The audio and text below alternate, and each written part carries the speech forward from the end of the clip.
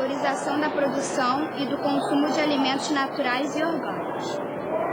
Precisamos mudar nossos hábitos alimentares para a escolha de alimentos saudáveis, sensibilizar agricultores para práticas de cultivo com adubo orgânicos e inseticidas naturais, e dizer não para o plantio e o consumo de transgênicos.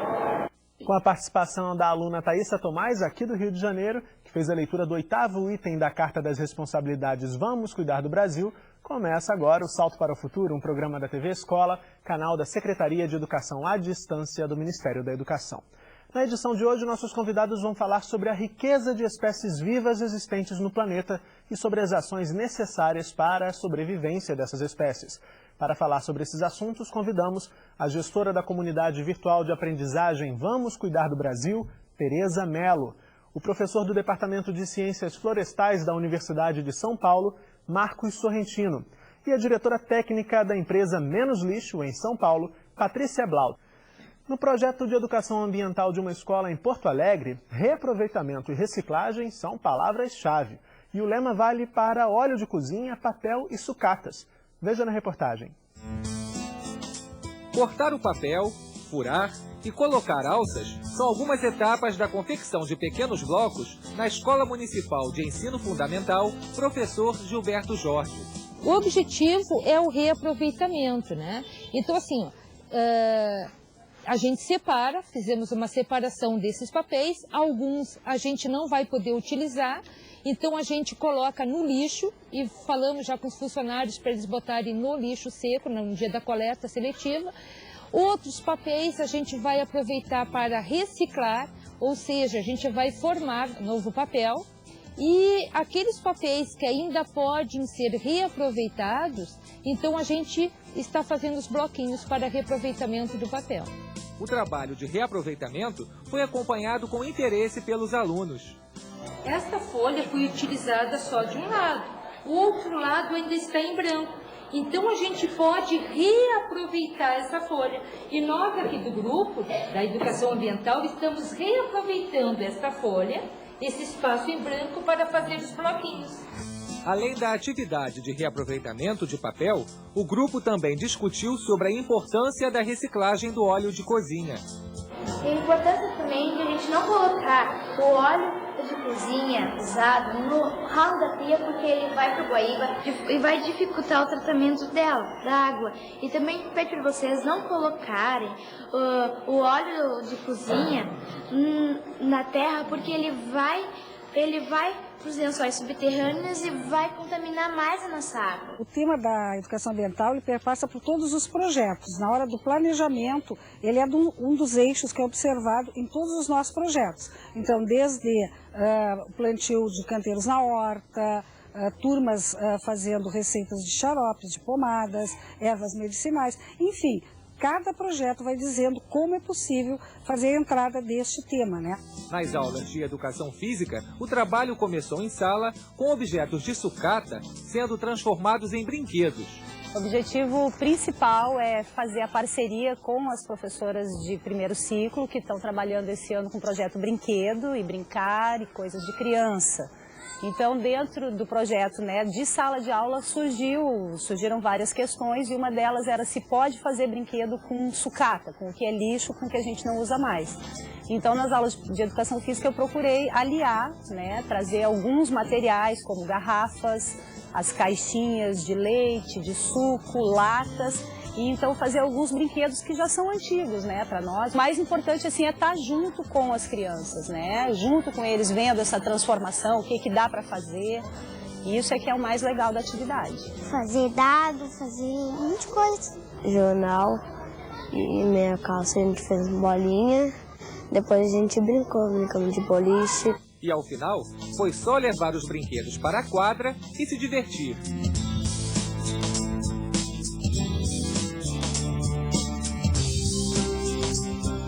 O nosso projeto político-pedagógico tem uma grande questão, um grande eixo, que é trabalhar a questão da autonomia e da autoria também para os alunos, não só para os adultos, mas para os nossos alunos. Então a questão ambiental, enquanto um tema pedagógico, vem dando aporte para isso, para que a gente possa desenvolver o protagonismo juvenil, fazendo com que esses jovens, através da questão do meio ambiente, possam se tornar responsáveis pelo local onde eles vivem e contribuir para ações para toda a sua comunidade.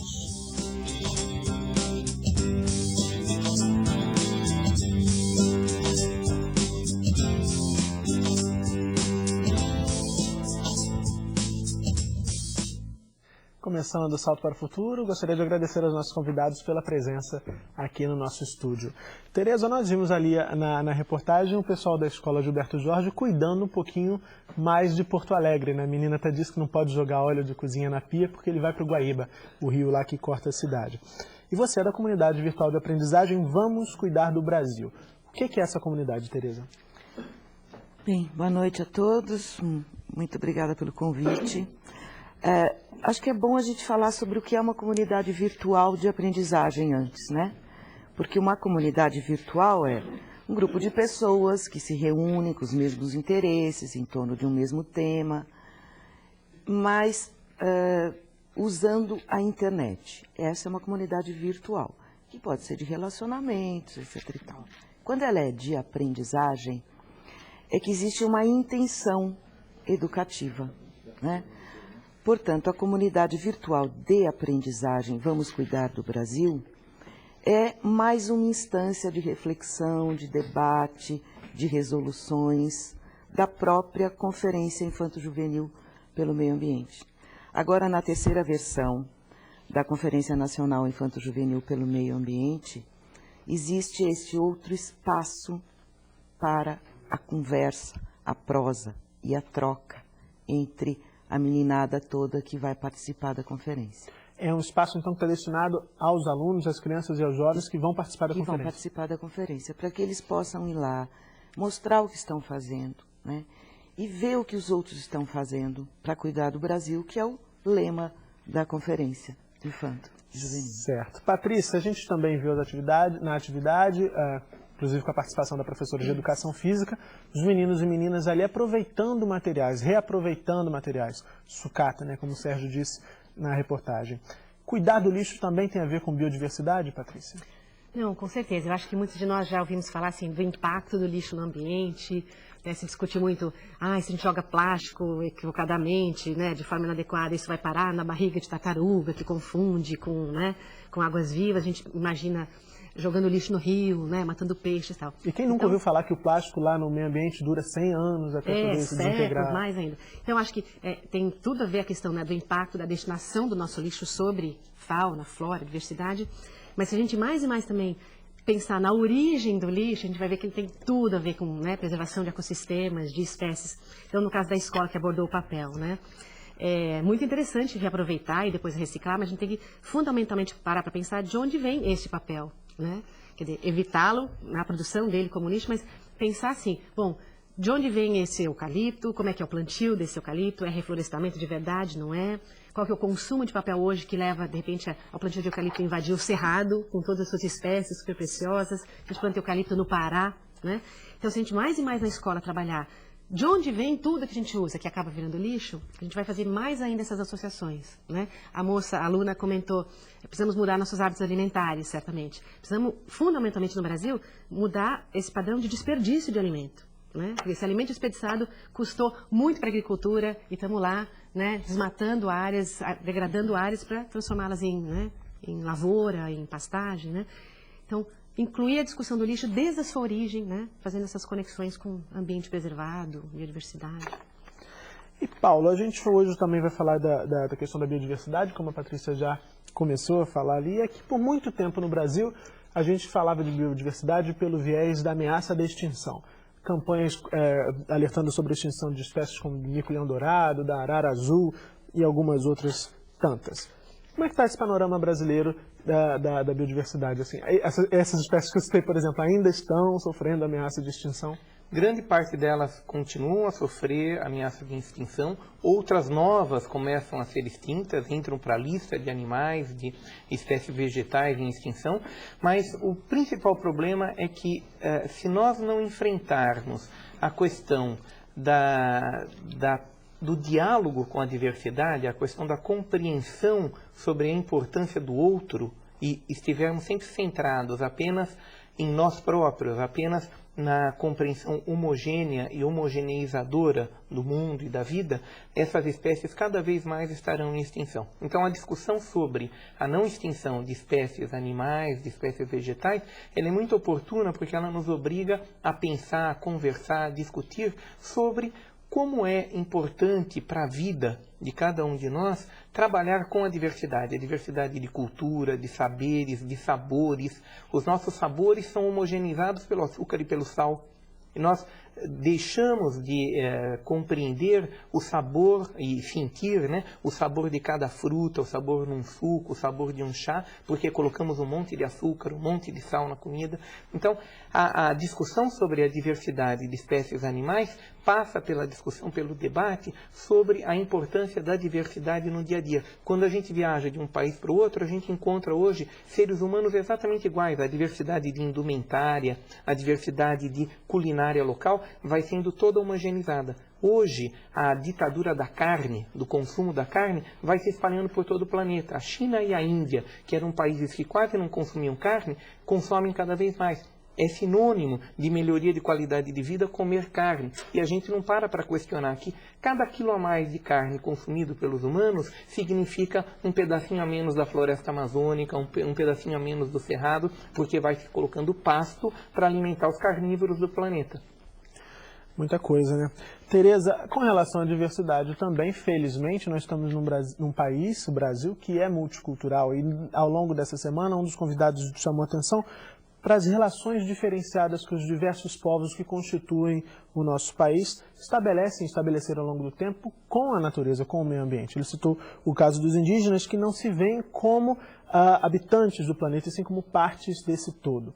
Queria que você falasse como é que a escola pode se valer, pode trabalhar essa questão dessa diversidade para poder atuar aí na perspectiva da educação ambiental. Tem a ver com o que o Marcos falou agora, né? De perceber o outro e perceber a cultura do outro e entender a cultura indígena, que já é um nome engraçado, esse negócio de índio, né? Porque nós não estamos na Índia como achavam que a gente estava, né? Mas entendê-los não é uma coisa simples. E o trabalho com isso não pode ser superficial, né? Não pode ser aquele olhar o outro, mas olhar o outro como alguém extravagante, alguém assim, diferente de mim, mas que eu olho assim com espanto demais, né? A relação do índio com a natureza é porque ele mora lá, né? Quando ele mora lá, a relação é no espaço natural que ainda não foi modificado pelo homem. Essa ideia de que o meio ambiente é só esse tipo de espaço, né? Há muito tempo a gente sabe que não existe mais. Que o meio ambiente pode não ser natural, ele pode estar extremamente modificado pela ação humana, mas ele continua sendo o meu meio ambiente, né? Sem dúvida, conhecer como os índios tratam o seu espaço pode nos dar indicações de como deveríamos tratar o nosso, né? Patrícia, antes da gente começar o programa, a gente já conversava bastante sobre a questão do lixo e você trouxe um dado alarmante, que a média de produção de lixo por cada um de nós, habitantes do país, está em torno de 1 quilo de lixo por dia. Eu até perguntei para a Patrícia, 1 quilo por ano? E ela riu, assim, não, é 1 quilo por dia, variando aí de acordo com a região do país. E aí, Patrícia, a gente sabe que esse lixo, ele ainda não é um lixo tratado. Tem uma pesquisa do Fundo Mundial para a Natureza, o WWF, feita em parceria com o IBOP, foi divulgada em junho, e constatou que 67% dos brasileiros entrevistados não separam lixo reciclável e somente 5% encaminhariam aí esse lixo, o lixo orgânico, para a transformação em adubo. Por que é tão difícil estabelecer essa cultura do reaproveitamento e da reciclagem de lixo? Bom, eu sou educadora e eu acho relativamente fácil. Dá um trabalhinho, mas a gente tem que, né, acreditar no potencial humano para a mudança. Eu acho assim que muitas coisas nos levam a achar que lixo é um problema, mas ainda nem tanto, né? Então, quando a gente, ainda mais estando no Brasil, as pessoas falam, pô, mas tem espaço sobrando no Brasil para ter mais aterros e lixões. Então, uma coisa que a gente tem que construir é esse nosso hino, gigante pela própria natureza. Porque hoje, mesmo locais que têm coleta regular, não são todos no Brasil, e aterros sanitários, que são exceções, Mesmo assim, varrer lixo para baixo do tapete basicamente um aterro, é isso. Varrer lixo para baixo do tapete. Então a gente tem que mais e mais fazer as pessoas sentirem isso, esses limites físicos, geográficos, porque elas imaginam hoje. Imagina não, você pergunta para alguém na rua, senhor, para onde vai seu lixo? A pessoa fala, eu jogo fora. Você fala, mas onde é o fora? Ah, agora você me pegou. Né? O fora pode ser muitas vezes do lado da casa do outro. É longe de mim, pertinho de você, né? Então a gente tem que tornar essa discussão mais concreta, mostrar para as pessoas, olha para onde vai, olha o que de fato acontece. Temos que também desmistificar essa ideia do degradável, né?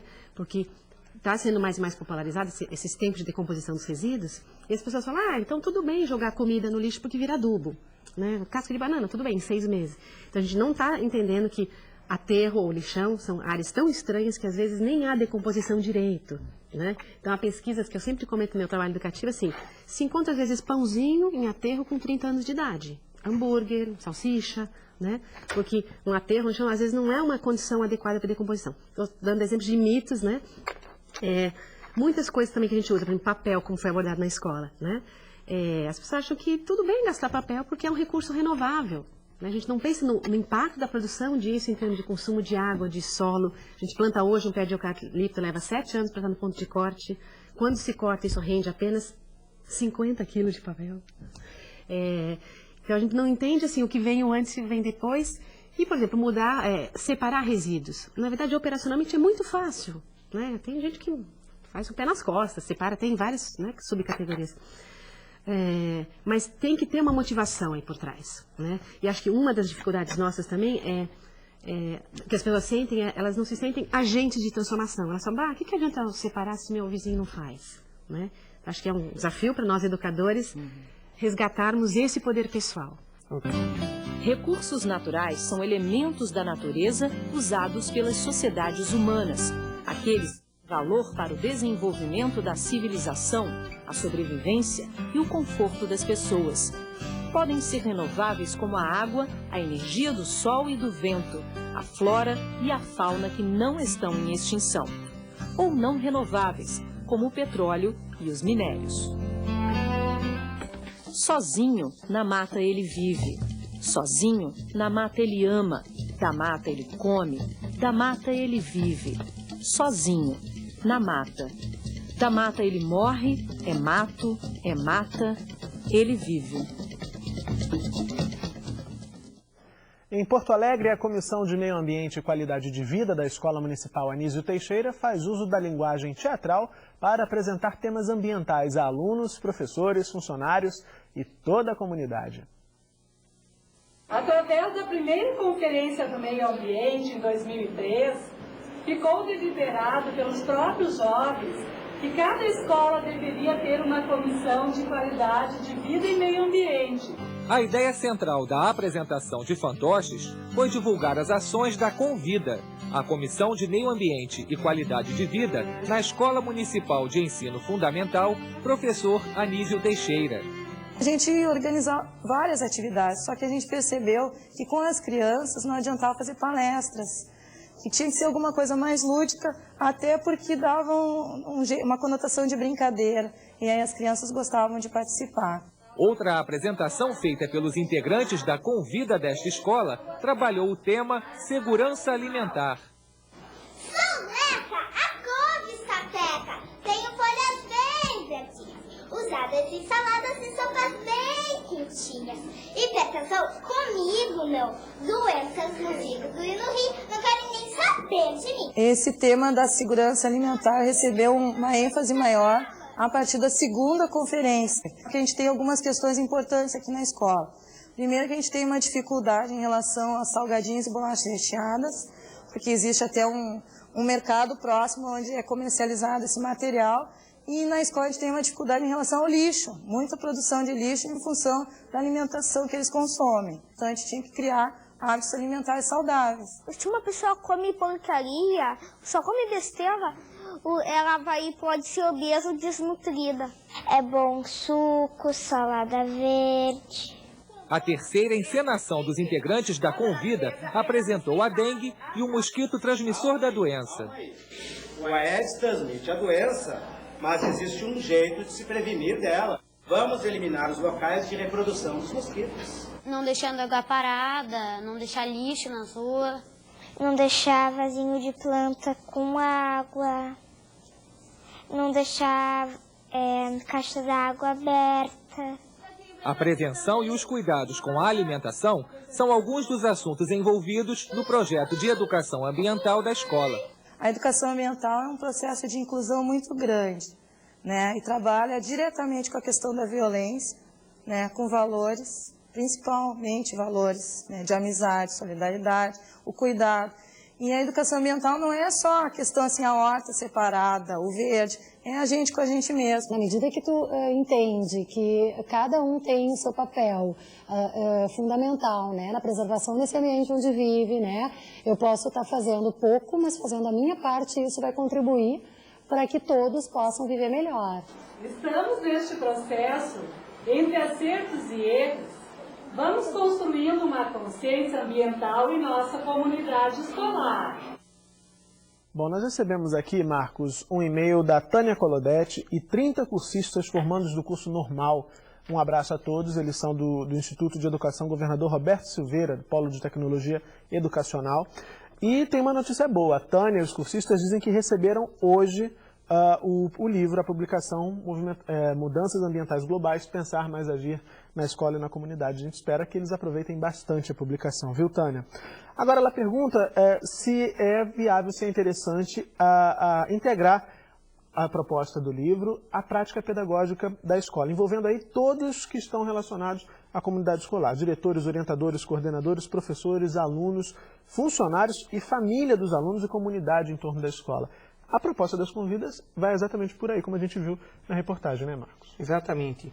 Tânia e companheiras e companheiros das escolas, né? A questão da Conferência Nacional do Meio Ambiente, esse material que está sendo recebido, é uma forma de estimular as pessoas a entrarem num movimento de cuidados com o Brasil. É um momento de envolvimento, mas esse envolvimento ele não pode se limitar à conferência, às atividades da conferência. Então, a criação da convida dentro da escola, trazer a questão ambiental para o projeto político-pedagógico da escola, trazer a questão ambiental para o dia a dia da sala de aula, significa promover processos participativos na escola. A questão ambiental, o cuidar, né, do planeta, as mudanças ambientais globais, ela só tem uma forma de ser enfrentada. Não é com apenas medidas técnicas, tecnológicas. A forma de ser enfrentada é nós aprendermos ou reaprendermos a dialogar, a nos encontrarmos e estabelecermos novos pactos, novas formas de enfrentarmos os problemas que são novos também. A questão ambiental, a questão ecológica, ela não era conhecida há 200 anos atrás ou por outras formas de organização dos humanos, ainda hoje. Ela é um problema típico da nossa forma de civilização, do nosso modo de produção, do nosso modo de consumo. Para ser enfrentada, ela precisa de novos pactos entre os humanos. E esses novos pactos exigem que a gente reaprenda o diálogo. E esse diálogo ele pode ser feito no projeto político-pedagógico, ele pode ser feito no grêmio da escola, mas há uma proposta feita pelo MEC, que é essa proposta das convidas, das comissões de meio ambiente e qualidade de vida dentro da escola, que deve se espraiar para comunidades de aprendizagem sobre meio ambiente e qualidade de vida fora da escola. Cada estudante, cada professor, cada pessoa da comunidade escolar pode contribuir para criar na comunidade como um todo novas convidas, novos círculos de aprendizagem participativa, os círculos de cultura que o Paulo Freire falava. Pessoas que aprendem participando, que se reúnem e falam quais são os problemas socioambientais. É o desemprego? É a questão do ônibus? É a água poluída? São inúmeros problemas socioambientais que tem na nossa comunidade e nós não podemos ficar com a boca escancarada, cheia de dente, esperando as soluções chegarem. Nós podemos nos organizar, debater os problemas e apresentar soluções. Soluções que são individuais, soluções que são do grupo e soluções que são de políticas públicas, soluções que têm que ser apresentadas, cobradas dos governantes, das empresas, das organizações sociais que tem na nossa comunidade. Eu queria... Sim, à vontade, os dois. Joel? Eu queria pegar carona aqui, para dizer que a escola deve ser, não só pode ser, um centro de produção de conhecimento, né? Nesse sentido, a construção da questão ambiental que se dá ao longo do tempo na história da humanidade e se dá ao longo do tempo na nossa história pessoal de vida, porque a gente vai construindo essa questão dentro de nós a partir das informações que recebemos, inclusive da escola, né? Mas passando pela mídia e pelas outras instâncias da sociedade. A escola pode produzir conhecimento sobre o que acontece naquele local, porque só quem mora ali sabe o que acontece ali. Quem está longe não sabe.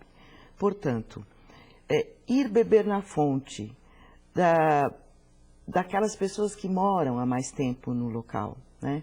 Na própria tradição oral, que às vezes desvenda algumas coisas para a gente, buscar o que tem de registro de imagem daquele local no antes, no agora, pensando em biodiversidade. Que bicho que tinha aqui que meu avô me conta, agora não tem mais, por que não tem? E construir esse conhecimento a respeito do seu local. O que você está dizendo, a escola pode virar, e acho que seria interessantíssimo, um núcleo de pesquisa dentro daquela comunidade, daquela realidade, como é que é? Ela tem essa função, né? De fazer a pesquisa, sistematizar essa pesquisa e tornar pública essa pesquisa para a sua própria comunidade ou para o mundo. E hoje com a internet? Né? Hoje com a internet é para o mundo. Né? Você também queria complementar? Eu aproveitar o gancho do Marcos para novamente abordar a questão do lixo, mas assim, é importante a gente incorporar essa discussão de produção, consumo, lixo, nos mínimos detalhes das atividades. Então, por exemplo, vai se fazer um teatrinho como a escola fez, né? Aproveitar essa oportunidade para se discutir como é que nós vamos fazer o cenário, de onde vêm os materiais que compõem esse cenário, depois que acabar essa intervenção, essa peça teatral, para onde vai isso, quanto custou, né, em termos ambientais, como a própria escola pode dar um bom exemplo no que ela consome, né? Quer dizer, você falou de dificuldade de separar lixo, resíduos e tal. Muitas dessas escolas têm campanhas para arrecadar resíduos, né, recicláveis, mas o próprio papel da diretora da escola, o papel, fisicamente, está no lixo, né? Então, acho que é muito interessante que a escola tenha no seu projeto político-pedagógico toda uma discussão sobre o seu próprio consumo. E aí eu vou continuar com você, continuar falando de lixo. A Tânia Bageston, do SESC de Chapecó, em Santa Catarina, enviou um e-mail. Tânia, obrigado pela participação. E ela disse que é uma prática comum nas escolas a construção de maquetes, inclusive também quando vai se trabalhar a questão da educação ambiental, para vários fins. No entanto, falando em educação ambiental, ela pergunta quais materiais, além do papelão, são sugeridos para essas construções, visto que o isopor não é biodegradável. Tá. Você falava desse conceito de biodegradabilidade antes do programa começar. Eu acho interessante a pergunta, mas na verdade a questão de ser biodegradável não é tão importante quanto se pensar se aquele material é durável ou se é descartável, né? Então, na verdade, eu acho que o rico, né, num trabalho, num projeto na escola, é discutir com os alunos assim, com eles, né, de forma, né, participativa, o que pode ser usado para fazer uma maquete. Eventualmente, já até existe algum isopor no lixo que vem na geladeira de alguém, tudo bem, pode ser aproveitado, né? Mas a questão é pensar como reutilizar ao máximo materiais, né? Não pensando só no material em si, mas se é descartável ou não. Aqui, voltando até ao bom exemplo da escola, eu trabalho muito com professor também, os professores se engajam em programas, mas você vai na sala dos professores, assim, tem milhões de copos descartáveis, né? Então, assim, nada contra o plástico, né? Porque o plástico demora para degradar. É a questão do impacto da produção desse copinho, com a sua embalagem, com a sua caixa de papelão, que tudo bem é mais biodegradável, é mais renovável, mais a história do eucalipto, que eu já falei, né? Então, como a gente usar coisas, considerar esse impacto e aumentar a vida útil delas. Então, a maquete pode ser do que tiver disponível, que já foi lixo, inclusive. Desde que dure, né? Desde que dure. E aí é muito interessante a história do copo descartável, a gente vai voltar a falar dela, aquela questão dos mitos que você me dizia antes da gente começar o programa. Marcos, mais um e-mail enviado pelo pessoal de Chapecó, eles querem saber como abordar com crianças de classes mais baixas, que inclusive moram em áreas ribeirinhas, a conservação e limpeza das residências, plantio de árvores, enfim, a conservação do meio ambiente. Olha, com crianças de classes mais baixas e de classes mais altas, né? Com todos nós precisamos abordar a questão da conservação do meio ambiente, a questão da bacia hidrográfica, né? Trabalhar essa visualização de unidade da vida, seja ela numa sanga, né? Seja ela num pequeno córrego, seja ela no rio Amazonas, é muito importante para as pessoas irem percebendo que hoje o planeta Terra é uma única vida. E o que nós fazemos no fundo do nosso quintal repercute na vida de muitas outras pessoas, humanas e não humanas, né? De humanas e não humanas. Então, há diversas possibilidades para se fazer isso. O antigo estudo do meio, né, precisa ser resgatado. Às vezes a dificuldade para sair da escola para fazer o estudo do meio pode ser feito no fundo do quintal, pode ser feito no quintal de cada criança, na praça mais próxima da escola.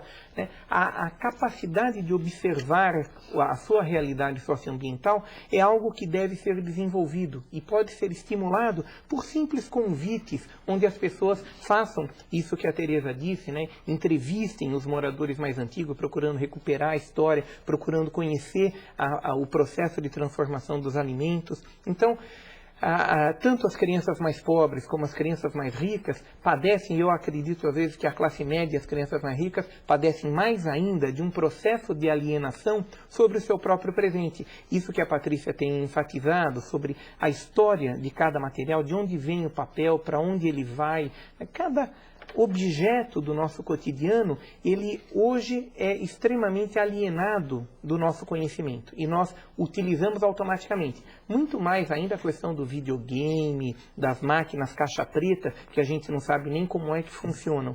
Então, a impressão que eu tenho é que trabalhar com crianças pobres ou com crianças ricas exige, por parte do educador, da educadora, uma postura de questionamento, de perguntar, o exercício constante de aprender junto, porque às vezes aí um sabe uma resposta, outro sabe outra, e a gente vai construindo as formas não só de conhecer aquilo, mas também de nos potencializarmos para transformar aquela realidade. Até porque, Tereza, um convidado essa semana já disse aqui que as pessoas com menor poder aquisitivo consomem bem menos. E para as pessoas que têm maior poder aquisitivo, o consumo é mais fácil e muitas vezes também pode parecer mais fácil a ideia de descartar aquilo que está se consumindo. Né? Queria que você falasse um pouquinho como é que a escola pode trabalhar nessa reconstrução de valores nesse sentido. Quando nós falamos em consumo, o trabalho na escola é um trabalho de Hércules. Porque nós estamos em uma sociedade que é baseada no consumo. E o consumo é um consumo para todas as classes, é um consumo segmentado mesmo. Existe o apelo do consumo, ele se oferece igualmente para todas as classes a partir de produtos diferenciados para cada classe, né? Mas o apelo é o mesmo. Eu não tenho ideia se o descarte, por exemplo, é diferente, né? Sem dúvida pode ser, mas trabalhar consumo é difícil. É difícil mesmo porque a própria mídia não trabalha isso, não interessa muito. Não trabalha como deveria, né? Trabalha em prol do consumo. Muito. E se associa consumo à qualidade de vida. Então, quando se quer saber se melhorou de qualidade de vida, se diz, se consome mais. E se nós perguntarmos para nós próprios, se nós queremos deixar de consumir, deixar de ter o kit civilização, né? Todo mundo quer ter notebook, televisão, fogão, geladeira, carro, a gente não quer deixar. Mas nós precisamos discutir isso. Claro. Qualidade de vida é consumo? Sim. E acho que aproveitando, assim, que sem dúvida é um desafio trabalhar a questão do consumo consciente na escola, mas acho que uma coisa que algumas escolas têm feito é explorar mais a questão da propaganda. Porque a propaganda, claro, só existe para vender o que não é necessário, né? Alguém já viu aqui uma propaganda de uma mulher maravilhosa, oferecendo assim, use coador de pano? Não tem, quer dizer, todo o esforço da propaganda é assim, mulher atarefada, vai lá, use filtro descartável, né? Então, acho que a gente vai conseguir avançar nessa questão de consumismo dentro da escola, se a gente escancarar um pouco essas coisas e rever até esses termos, porque hoje as pessoas falam, pô, mas o meu celular é mais moderno que o seu, como se fosse sinônimo moderno e melhor, né? Quer dizer, violência é mais moderno, AIDS é mais moderno do que catapora. É preferível ter catapora a AIDS, né? Tantas coisas mais modernas, água de coco em caixa longa-vida, caipirinha em pó, né? A gente até brinca, sexo virtual é bem mais moderno, né? Então, acho que é um trabalho de desconstruir até essas palavras, né? O copo descartável é um avanço tecnológico. Avanço em que direção? E um retrocesso ambiental, né? Desde 1988, no Brasil, a Lei de Crimes Ambientais determina a criminalização do desmatamento. Ela responsabiliza quem desmata, quem armazena a madeira e quem vende, além de enquadrar a compra, a venda ou qualquer outro negócio que envolva animais silvestres como crime inafiançável. Mais recentemente, foi regulamentada a criação de animais silvestres em cativeiro. Ei, Pintacilgo, oi, Pinta-Roxo, Melro, Uirapuru, foge asa branca, vai Patativa, Tordo, Tuju, Tuim, Xote é sangue, Xote é fogo, Xorroxinol sem fim, some coleiro, anda trigueiro, te esconde colibri, bico calado, toma cuidado, que o homem vem aí, o homem vem aí, o homem vem aí. Ei, Pintacilgo, oi, Pinta. Que imagem triste. Salto para o Futuro está de volta. Hoje estamos falando sobre a riqueza de espécies vivas existentes no planeta. Tereza, o boletim que os professores receberam, também está no site do Salto, traz lá uma pergunta. É excessivo o peso das responsabilidades colocadas para as novas gerações, herdeiras dos problemas que hoje ameaçam o planeta Terra e que, no entanto, deverão encontrar as saídas viáveis? O que você acha a esse respeito? Eu acho que eu, por exemplo, com uma geração que já não é nada nova, eu não gostaria de colocar esse peso nas novas gerações, né? Como se trabalha a questão ambiental na escola e como se encara o meio ambiente na escola, pode acabar dando esse caráter até de catástrofe mesmo, né? Como uma responsabilidade desses que vem vindo aí, quando a gente já está fazendo estrago há muito tempo, especialmente a partir da Revolução Industrial, aí, da Segunda Guerra, como o próprio material da conferência traz para a gente.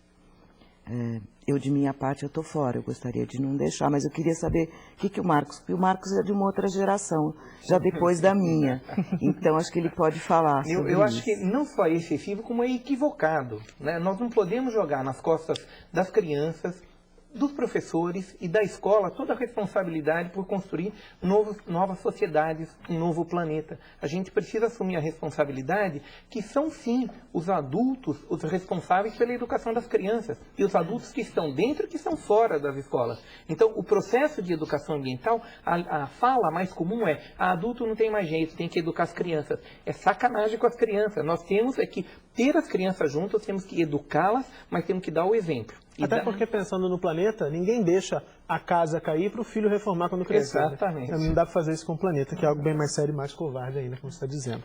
Queria continuar te ouvindo, Marcos. O desmatamento saiu hoje, falando de desmatamento, saiu hoje uma avaliação do Instituto Nacional de Pesquisas Espaciais, o INPE, apontando aí para a queda do desmatamento na Amazônia no último mês de julho. Felizmente, uma boa notícia. Mas ainda assim, 323 quilômetros quadrados de floresta foram destruídos, uma área quase igual à da cidade de Belo Horizonte. Por que é tão difícil frear essa destruição da floresta, Marcos? E aí pensando também que queimando a floresta, a gente está botando em risco também várias espécies animais que também vivem lá. Exatamente. A nossa ex-ministra Marina Silva construiu bravamente um pacto com 12 ministérios para conseguirmos esses números de queda no desmatamento. Nos últimos 4 anos, nós tivemos quedas sucessivas. Nesse início de ano, tivemos novamente um aumento e ele volta a cair, porque há toda uma ação, junto com a Polícia Federal, junto com diversos ministérios, no sentido de enfrentar-se essa questão do desmatamento, não apenas combatendo um ou outro de forma exemplar, mas construindo uma política que a gente chama de estruturante de enfrentamento do desmatamento. Agora, ela não pode estar calcada apenas na repressão, no que a gente chama de comando de controle, na fiscalização, no licenciamento. Ela precisa estar calcada na presença do Estado nos locais onde há desmatamento. O Estado tem que estar presente em toda a Amazônia brasileira, e o Estado estar presente é termos salas verdes, onde as pessoas possam acessar livros, é termos atenção para a escola. O programa Mais Educação do MEC adotou os 3 dos 36 municípios de maior desmatamento, e no semestre que vem vai começar a trabalhar com os 36 municípios maiores desmatadores, para dizer: não, municípios, vocês não vão ser apenas punidos por desmatarem, vocês vão ter a presença do Estado, trazendo a escola de tempo integral, trazendo a lógica de que a educação das crianças não se faz só dentro da escola, mas se faz no bairro, se faz em todo o município. Então o Estado precisa estar presente para contribuir para a diminuição do desmatamento. Patrícia, recebemos uma pergunta enviada pela Fátima Guerreiro de Santa Catarina. Santa Catarina está participando bastante do programa de hoje, que bom. Ela diz que o processo de desenvolvimento nos leva a uma cultura dos descartáveis. como repensar e trabalhar essas questões do consumo desenfreado dentro das escolas. Você já falou um pouquinho disso, eu queria colocar uma pimenta na pergunta da Fátima. Você dizia também para mim, antes do programa começar, que a gente tem alguns mitos em relação a essa cultura dos descartáveis. E aí você elegeu como ícone ali o copinho descartável. Você falou, por exemplo, do terrorismo sanitário. Queria que você esclarecesse, dissolvesse esse mito. Não sei se eu vou conseguir, mas bom, o terrorismo sanitário, assim, é uma coisa que está aí que nos leva a achar que tudo é perigoso, bactéria, fungo. E como eu sou da área de biológica, sou bióloga originalmente, hoje eu sou mais lixóloga, mas já fui bióloga, as pessoas têm horror à bactéria. Elas esquecem que tem flora intestinal, bactéria, esquecem que comem fungo, cogumelo, essas coisas todas. A gente tem hoje, por exemplo, leite esterilizado longa-vida. Para que você precisa de um leite esterilizado se o lactobacilo é um nutriente, né? A gente tem paninhos que você compra bactericidas, né? Eu conheço mães que lavam os filhos dão banho no filho com água mineral. E outra que escova o filho de cima a baixo com sabonete, né, bactericida. Então tem toda uma coisa aí que nos leva a achar que a asepsia é ideal, né? E, por exemplo, o copinho nessa discussão seria uma coisa mais higiênica, né, um copinho descartável, do que eu ter a minha própria caneca ou copo. Na verdade, aliás, só uma última curiosidade. Tem uma máquina de lavar roupa que lançaram, Super Power Plus, né? Que ela solta íons de prata que destroem as membranas celulares das bactérias. Então olha que incrível, você esteriliza suas roupas, só que dentro da máquina, né? No momento que você abre a portinha, volta ao mundo real. Então a gente tem que parar um pouquinho com isso, porque em parte esse consumo descartáveis tem a ver com esses medos todos. E se a gente está saudável, não tem problema, tem bactéria aqui, e a gente sobrevive. Então, esse discurso todo da mídia, da publicidade é fantástico, né? Se a gente olhar assim, é sedutor o tempo inteiro. O importante é que a gente possa, e aí o que você está fazendo exatamente, desenvolver um discurso que possa enfrentar, argumentar. Assim, peraí, para que eu preciso do íon de prata? Porque a propaganda nasceu para isso. A propaganda surgiu para vender excedente de produção. Essa é a origem histórica da propaganda. Então a gente vai ter que discutir propaganda na sala de aula, né? Senão a gente acha realmente que cerveja desce redondo, que se, né, conversa com carro, né? Então a gente tem muitas coisas aí para serem trabalhadas. A questão do celular, né, que é um outro assim. Eu pego o copinho como exemplo, mas o celular hoje é incrível. Ele é um lixo. Não é problema só da bateria, as pessoas me perguntam o que fazer com a bateria. Mas a gente tem equipamento funcionando sendo descartado. É verdade. Né? Porque é tão fácil você trocar, você completa com 1,99 e você tem um agora que faz... Passado um mês você tem outro que tem luzinha. Né? Então a gente vai ter que puxar o freio de mão, né, para entender que isso é insustentável. Você faz um celular desse tamanhinho, você cria rombos em ambientes naturais, às vezes floresta, subsolo, né? Então a gente vai ter que parar para analisar o que é supérfluo, o que é indispensável, o que é a moda, né, coloca. A gente vai ter que fazer um escudo. E aí, Tereza, o papel da escola, de novo, parece que a gente está andando um pouco em círculo, mas não é, porque realmente a questão é fundamental e é central. A escola tem um papel fundamental para problematizar essa relação. Inclusive o próprio professor, se ele está lá trocando celular todo ano, alguma coisa tem de errado também com ele. Tem uma coisa decorrente dessa descartabilidade das coisas que é preocupante, porque descarta-se as coisas e as pessoas, né? Então as relações são descartáveis, as pessoas são descartáveis, os amigos são descartáveis, o seu lugar é descartável, tudo é descartável. Tudo bem que a gente está aqui de passagem, mas também, né, não precisa ser tão efêmero, né? E sem laços, né? E tão descartável tudo.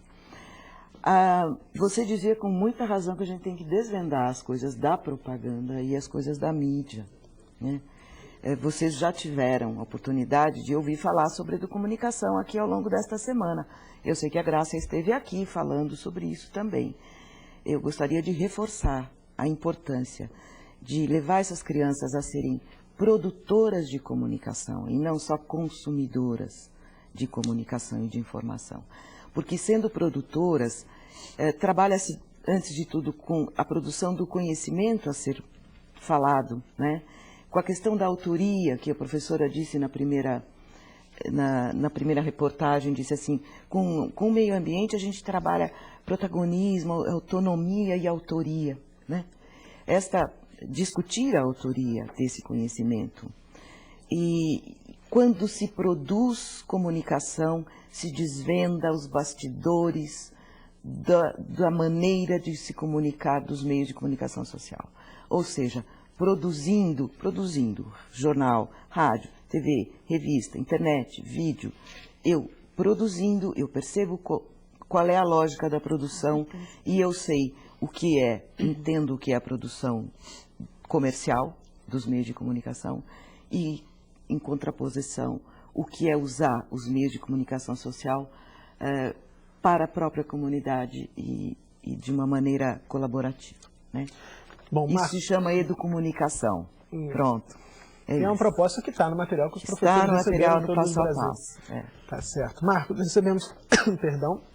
recebemos aqui a pergunta da Maria do Socorro Martins, do Rio de Janeiro. Maria do Socorro, obrigado pela participação. Ela quer saber até que ponto as alterações climáticas afetam nossa biodiversidade. Com certeza, afetam e afetam muito. Há projeções falando de savanização da floresta amazônica, né? A floresta amazônica perder toda essa exuberância. Há estudos que demonstram a extinção de muitas espécies animais e vegetais. Então, a alteração do clima vai alterar muito o nosso modo de ser e estar no planeta. Enfrentar esse problema é prioritário e para enfrentá-lo nós precisamos conversar. Nós não podemos varrer para baixo do tapete fingindo que não é com a gente ou que é um problema dos outros. Não, é problema nosso, cada um de nós vai enfrentar esse problema, mas podemos enfrentar. O recurso necessário para fazer o enfrentamento das mudanças climáticas não é grande. Ele é muito menor do que os problemas que vão se acumular e a lógica que está sendo adotada, por exemplo, de começar a ver, vai ter terra mais barato na Groenlândia, vamos comprar terra na Groenlândia.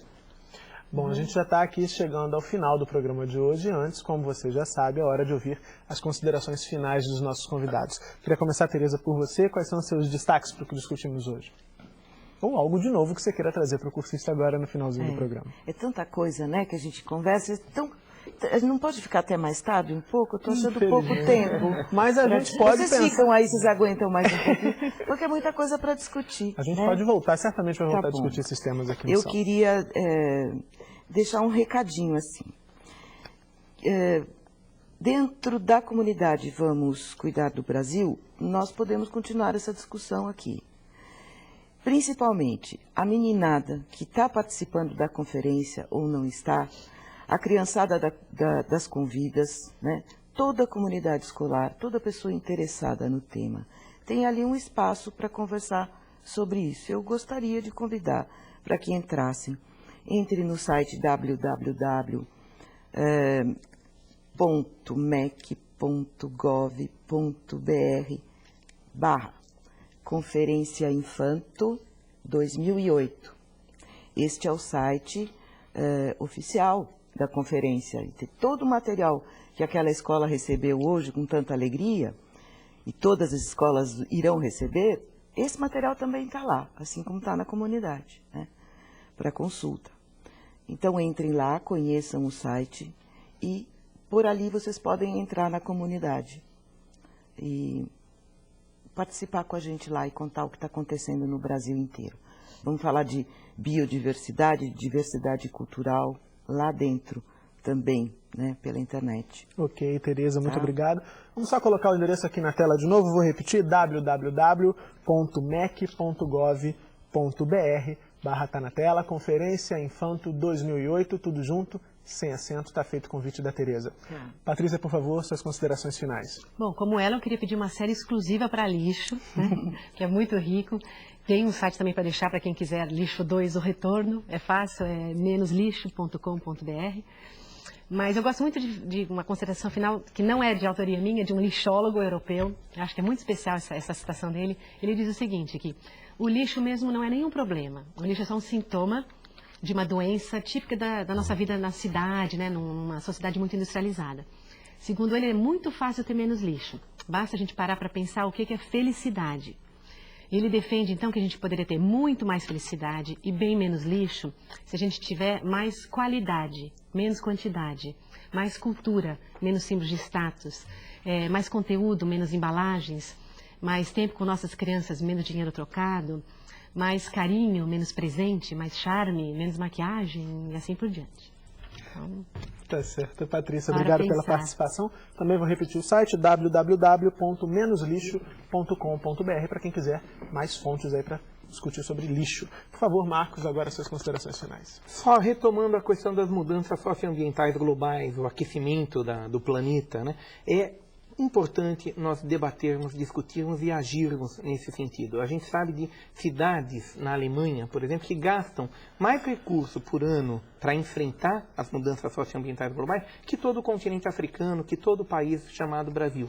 Então, é importante que a população brasileira reivindique olhar de frente para o problema e investimento de recursos para que a gente possa enfrentar essa problemática, mas mais do que se adaptar a essa problemática, enfrentar os problemas que estão levando as causas desses problemas, né? Então, o nosso modo de produção, o nosso modo de consumo, essa discussão sobre felicidade, sobre qualidade de vida. Ok, Marcos, muito obrigado pela participação. Bom, antes de encerrar o programa, eu tenho um recado para você, professor. É hora de começar a fazer os vídeos que vão ser exibidos na Semana de Poesia aqui na TV Escola. Pode ser a poesia preferida dos seus alunos ou poemas que eles mesmos criaram. Para participar, basta mandar o material em vídeo, mas fique atento. É muito importante que junto com o vídeo venham algumas informações, como o nome da escola, o nome de quem aparece no vídeo, o título e o autor da poesia. Depois de tudo pronto, é só mandar para a nossa produção no endereço Rua da Relação, número 18, quarto andar, Centro, Rio de Janeiro. O CEP é 20231-110, está aqui na sua tela. Estamos esperando o seu vídeo. Termina aqui a série Mudanças Ambientais Globais. Participaram do programa de hoje Tereza Mello, gestora da comunidade virtual de aprendizagem Vamos Cuidar do Brasil, Marcos Sorrentino, professor do Departamento de Ciências Florestais da Universidade de São Paulo, e Patrícia Blaut, diretora técnica da empresa Menos Lixo em São Paulo. Ao longo de toda essa semana, abrimos e encerramos os programas com alunos de diferentes regiões do país, lendo trechos da Carta das Responsabilidades Vamos Cuidar do Brasil. A carta foi elaborada por estudantes que participaram da 2ª Conferência Nacional Infanto-Juvenil pelo Meio Ambiente. E agora você fica com o último trecho do documento. A gente se vê na próxima série. Tchau. Reeducação alimentar, respeitando os hábitos dos povos. Elaboração de projetos de segurança alimentar como cardápio escolar balanceado, resgate e socialização de conhecimentos tradicionais, receita de alimentos saudáveis e hortas escolares.